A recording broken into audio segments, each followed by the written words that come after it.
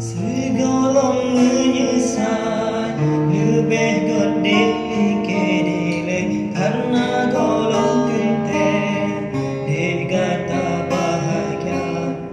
non sidra urang seniman penyanyi bine jalan han mungkin ulun dampingi kata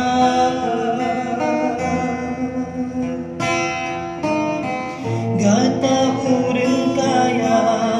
hudip lang senang sedangkan lon tuan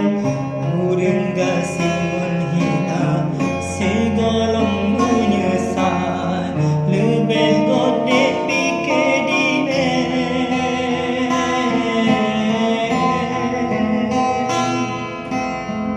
jina kala takalan keadaan ulun tuan bean yang mustimanya kadang imitasi hana ada ngalon lumpau lon elang moto sedan nyampi barang pinjaman dari urang ingkang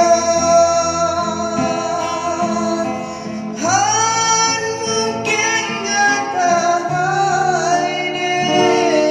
dengan hudip senang terturut kedek sayang lagi kan urang cik gata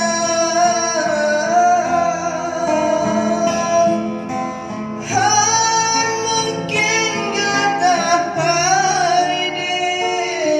dengan hudip sama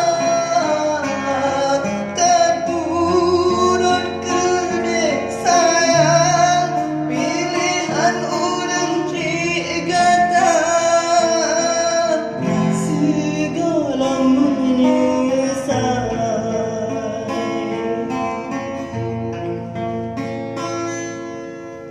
kata urang kaya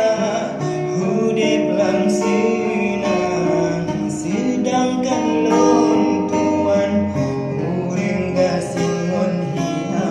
segala menyesal lebih gede pikir dine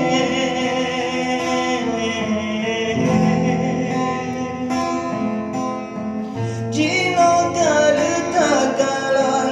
kebanggaan ulun tuan bean yang musimayang kadang imitasi hana ada ngalon lumpau